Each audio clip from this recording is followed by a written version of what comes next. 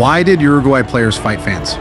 And there are two sides to this story, but it doesn't change the fact that what happened, and no matter how you look at it, it does raise some questions not only on the players and fans, but also on Bank of America Stadium and Charlotte itself. See this, last night's Copa America match between Colombia and Uruguay ended in bad blood between Colombia and Uruguay, but emotions.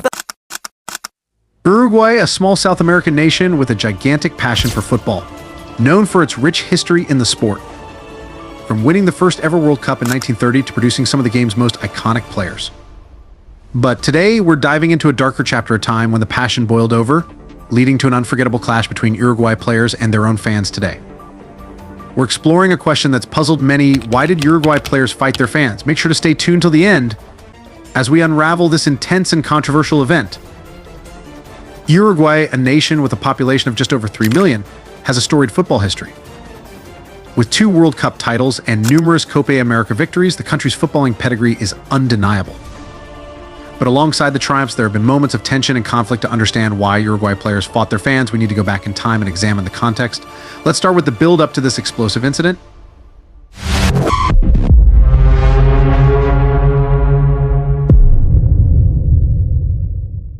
Our story begins in the early 2000s. Uruguay was struggling to find its footing on the international stage. The team's performances were inconsistent and frustration among fans was growing. The fan one, we have such high expectations for our team, but they were not living up to them. It was frustrating. Fan 2, football is everything in Uruguay. When the team doesn't perform well, it affects the whole country. Pressure was immense. Fans were demanding results, and the players felt the weight of their expectations. This tension set the stage for the events that would unfold.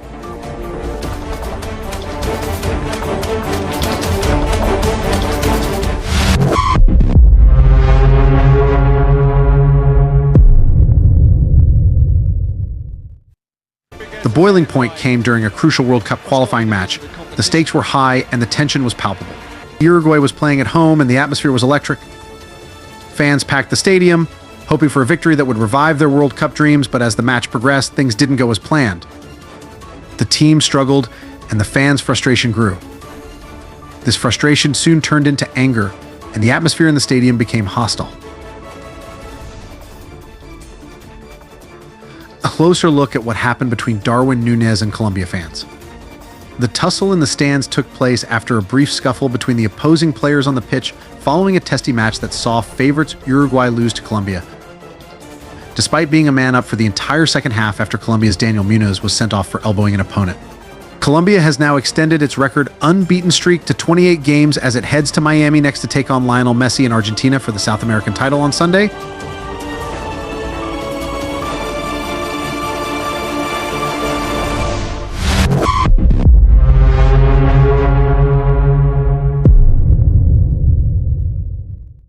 Now, security is on everyone's minds after Wednesday's brawl between Uruguay players and fans.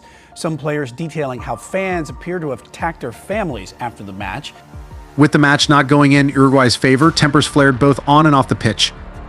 Some fans began to hurl insults and objects at the players. It was a volatile situation. Y vencer de esa manera.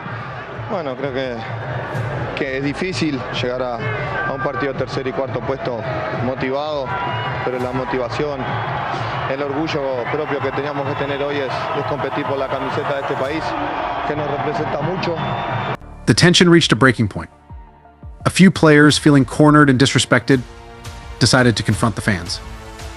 What followed was a chaotic scene of pushing, shouting, and physical altercations. The incident quickly made headlines around the world. It was a shocking sight, players and fans supposed to be on the same side, clashing in such a violent manner.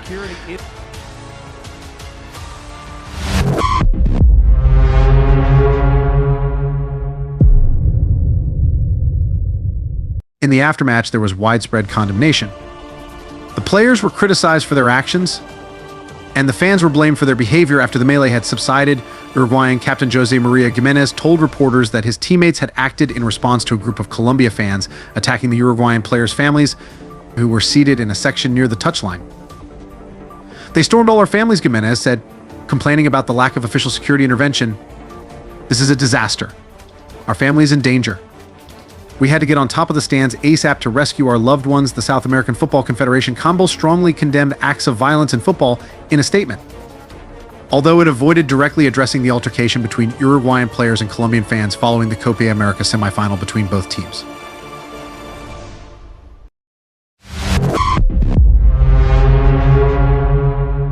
Fighting a Colombian fan in a brawl that lasted several minutes before security was able to get things under control. To truly understand why this happened, we need to look deeper.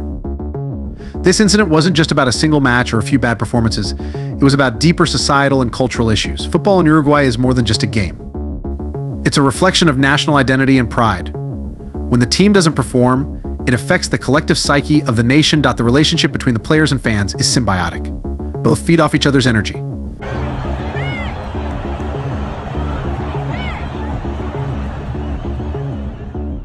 When that relationship breaks down, it can lead to incidents like this. The players felt immense pressure to perform, and the fans felt a sense of ownership over the team.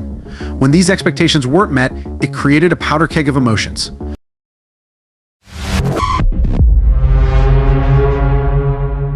Years since the incident, Uruguay has made significant strides in improving the relationship between players and fans. Efforts have been made to foster a more supportive and understanding environment. We've learned from the past. We know how important it is to have the fans on our side. Sandy, at least 2 players from Uruguay were involved in a brawl last night with fans from Colombia following Colombia's 1-0 victory. The incident is now under investigation, but the captain of Uruguay says the players were just trying to defend their families. Communication and mutual respect are key. We work hard to maintain a positive relationship with our supporters. The incident serves as a reminder of the powerful emotions that football can evoke. It also highlights the importance of unity and support in achieving success.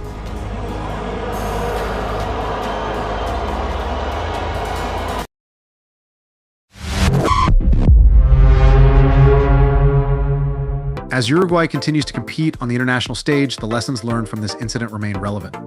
The team and its fans share a common goal to see Uruguay succeed and bring glory to their nation. The passion and dedication of Uruguay's fans are unmatched.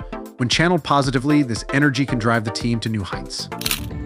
Yes, I mean, it was really just an unfortunate end to what was a very great, gritty clash between 2 of South America's giants. But shortly after the full-time whistle, which confirmed Colombia's spot in the final against Argentina in this Copa America, there were some tussles on the pitch between the players.